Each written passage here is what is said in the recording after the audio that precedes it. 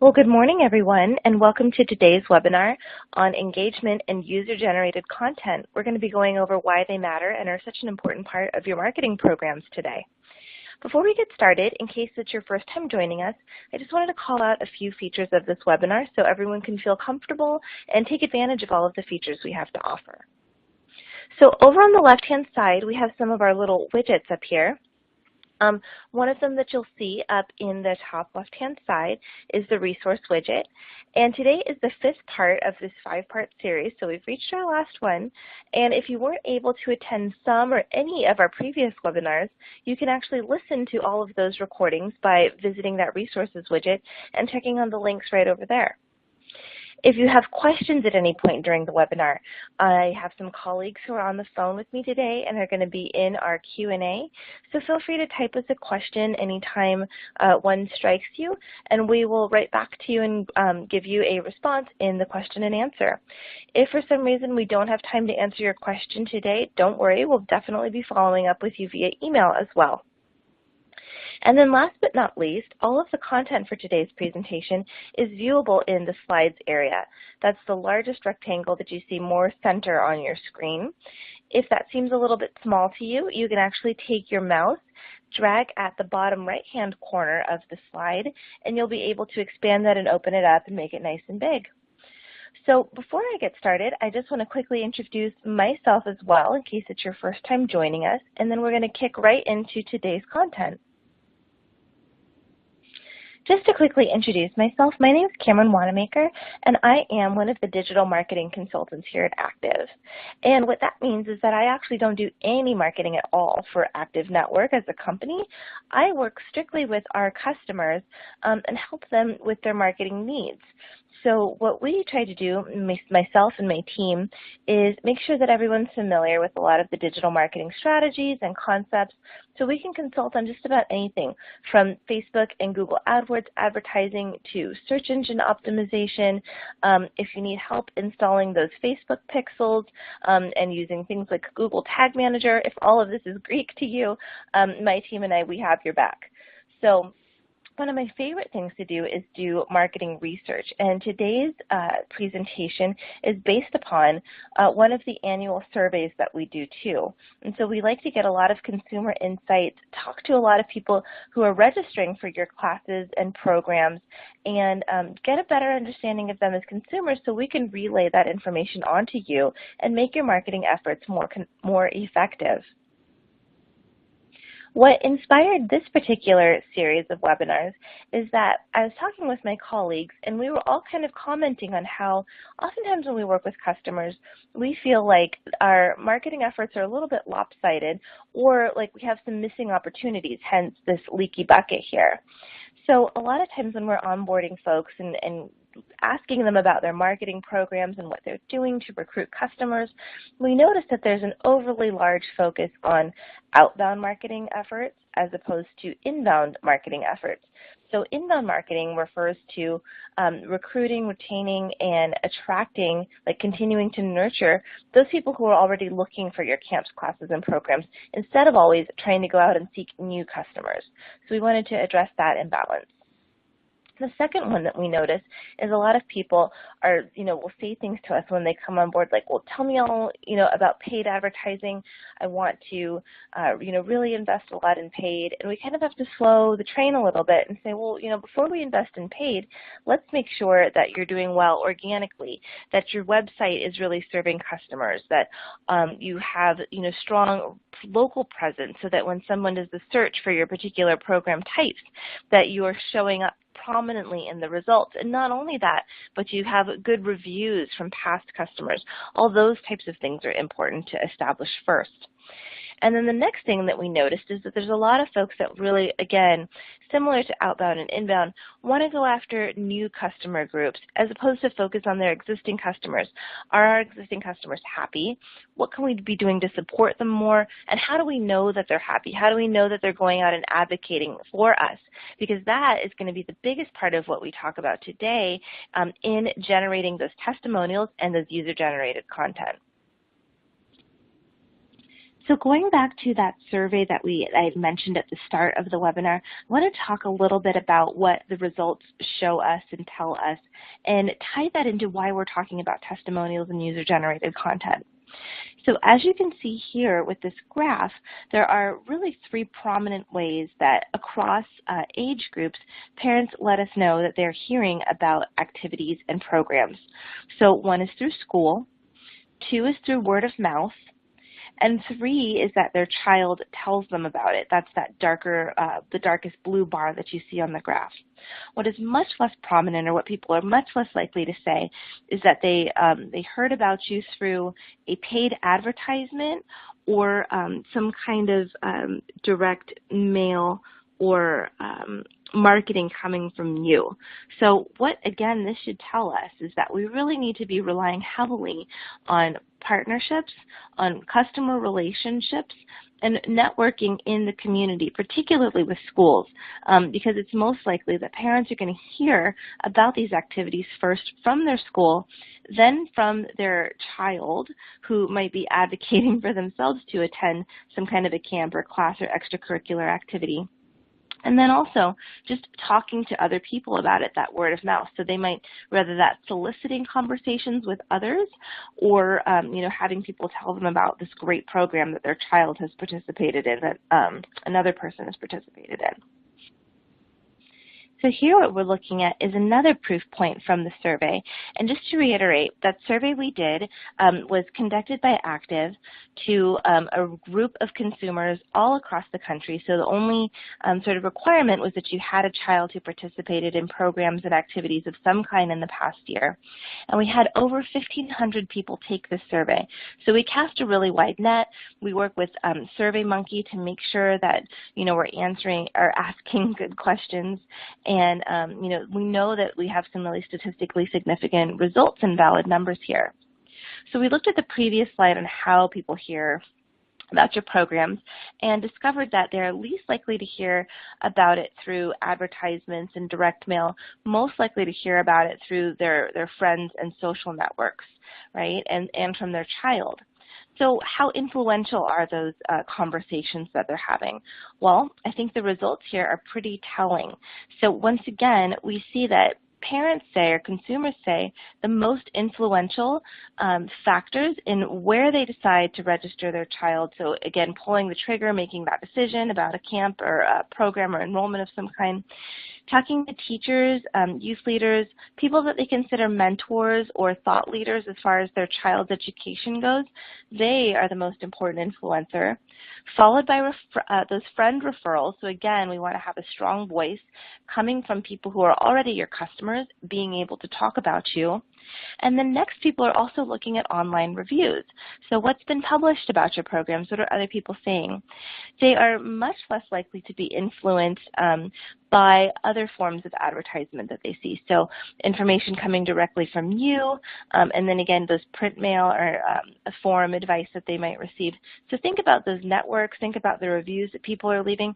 The next thing I want to talk about is what we can do to solicit for those types of reviews and the information we need to go out and make our marketing stronger.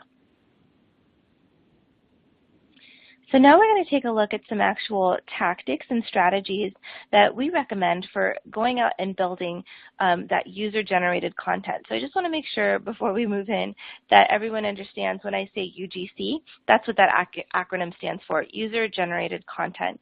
And that is just anything, any type of collateral that is being created for you by people who are your customers. So that can take the form of survey results, a written testimonial, or customer interviews, videos, all those sort of things count as user-generated content. So let's take a look at some examples. So when we look at other industries, I oftentimes use other industries like retail to provide us with examples of how consumers might be acting. We know that we need sort of two different things, or I like to have, or balance out the marketing with two different things. We want surveys because they appeal to the rational, so things that can be counted. And then we also want testimonials because we want to hear that emotion. We want to tie it to feelings as well. So those are kind of both sides, at least for me, of that user-generated content coin. I was thinking about this just last night. I'm actually going to be in a wedding pretty soon, and I was online shopping for dresses. And man, the selection of choices is overwhelming. One of the ways that I narrowed it down or thought about which dress I was going to click next is by looking at those customer ratings that they had in line. And I found that I was much more likely to select a dress to view or to peruse further if it had a lot of customer ratings and strong customer ratings. And not only that, but once I looked at, the elements of the dress, such as the fabric, the cut, and all of the sizing and everything else, it was less important to me to read what the seller had to say about that dress, and more important to go look at those reviews and read some of those specific comments.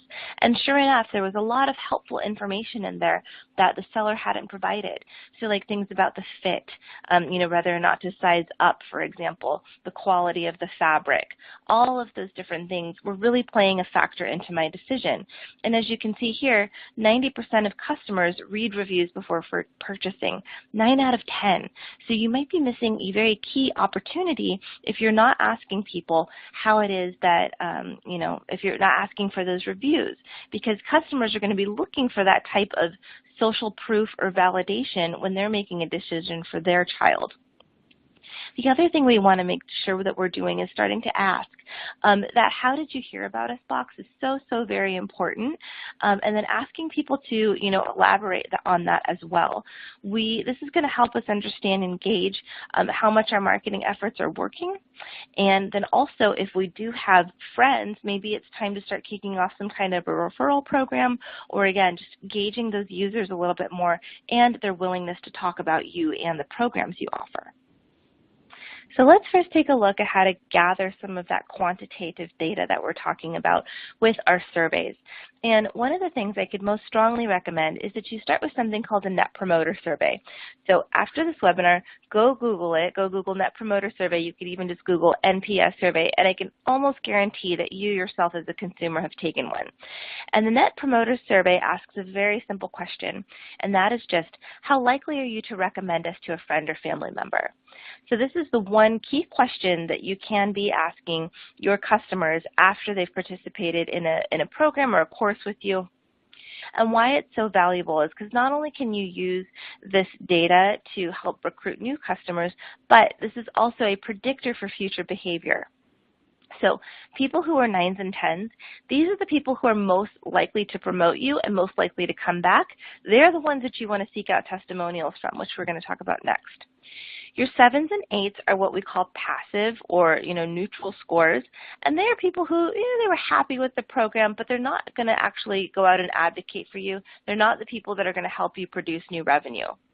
And then what we also really need to watch for is those people who give us a 0 to a 6. And these are what in the NPS parlance are known as detractors. And detractors can actually be damaging to your reputation. These are the people that we need to follow up with and take corrective action with.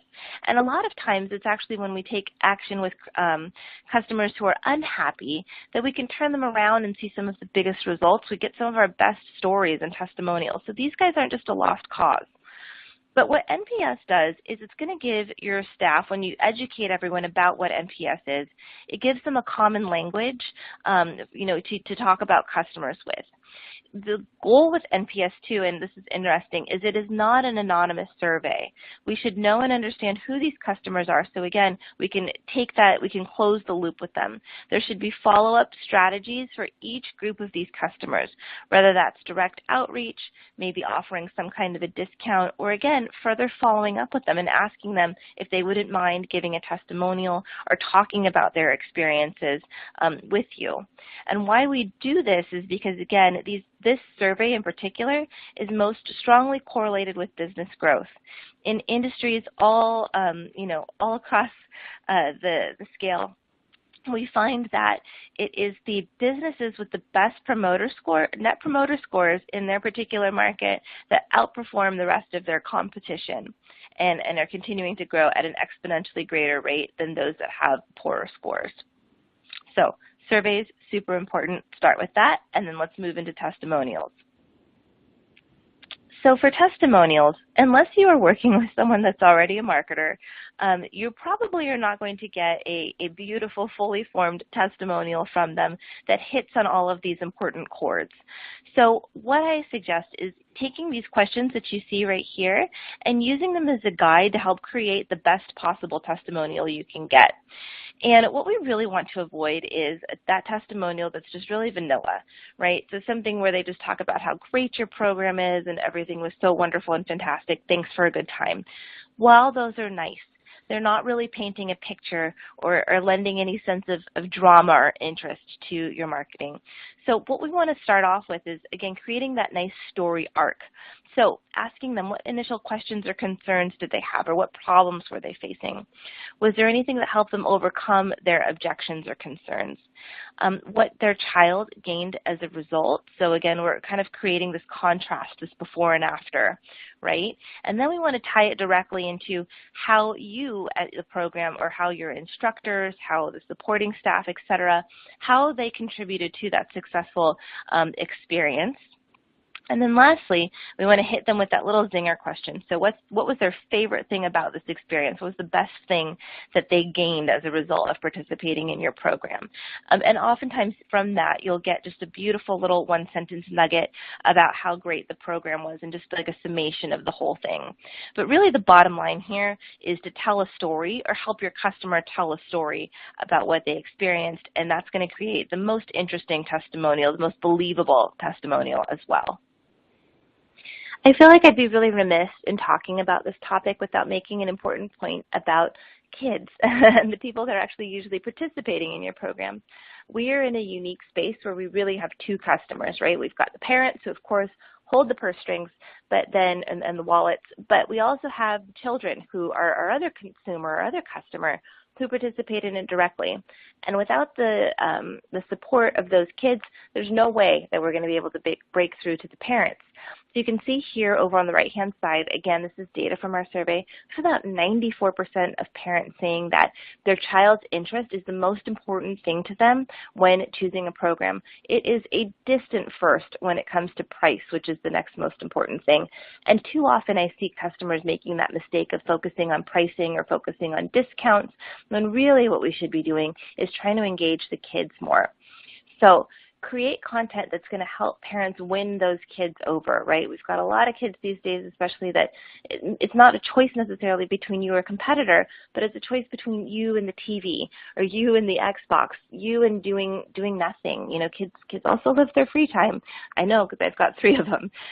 But we want to get and capture testimonials, not just from parents, but also from those campers. Make sure that we have that to support as well, and that we're using testimonials information that's going to influence the kids directly. So it's, you know, obviously we need to have some parent permission in there, but just make sure that you're connecting with those kids, building that relationship and those trust when you have them in their programs, and continue doing things like working on those school partnerships. So meeting those kids where they are and engaging them as your audience. And that is going to help you build strong content, user-generated content from your other little customer, the people who are actually participating in the programs.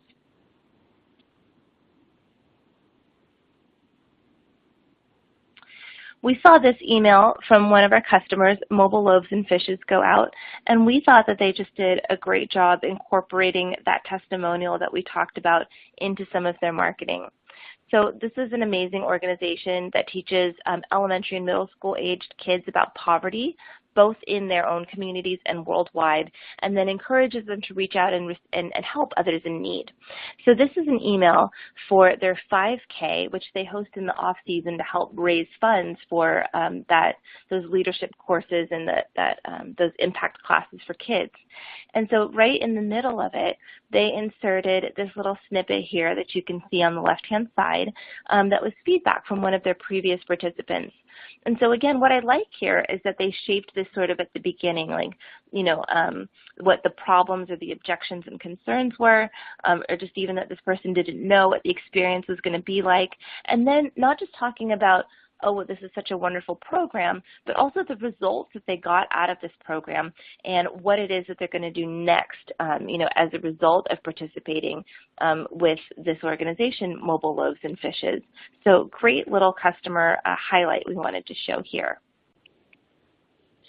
Just as another customer highlight, we love talking to Catherine over at OLA HP, and this is a program in Highland Park, Texas that works and forms, they offer study groups for children to help them experience more success in school.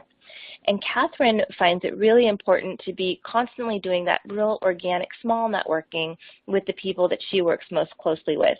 So it's not always about emailing people and asking them for feedback or sending out a survey, but it's constantly being mindful and cultivating those relationships with the people that are your consumers and are your influencers so that they're ready to talk about you. So again, she does a lot of things to create content just for her students and showcases that. So the fact that she's always adding new programs based upon the needs and the feedback of her students.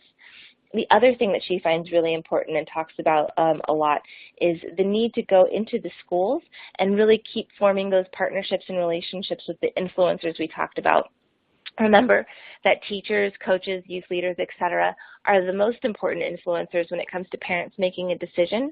So always be networking with those types of folks in schools and things like that when you can, so that in those conversations when they're talking to parents or they're talking to their friends, that you are the first person that comes to mind when someone asks them for a reference or for a referral. Well, we like to keep these webinars short and sweet, so before we adjourn today, we just wanted to ask if anyone would be interested in working more with us. So when you onboard with Active and get set up with our Camp and Class Manager software, not only do we customize that solution for you, but you get the assistance of one of us, one of our team of marketing consultants. So if you're interested in hearing more about that and how we can help you grow and expand your programs even more, go ahead and confirm with us. If you are not interested today, you can click anywhere outside of that box, and that is going to dismiss that screen. But we hope that we can hear from you soon, and we'd love to work with you and learn more about your organization. So just to wrap things up, we hope that you've learned something today about user-generated content, how to solicit for it, who to talk to about it, and then how to craft and put your best foot forward as far as creating testimonials and sharing testimonials goes. It's so critical in expanding your audience that you have all of these things really dialed in. We hope that you enjoyed today's webinar, and we'll go back and listen to the previous recordings that we've done, because you'll see when you listen to them that they all hang together really well in terms of creating a complete marketing platform.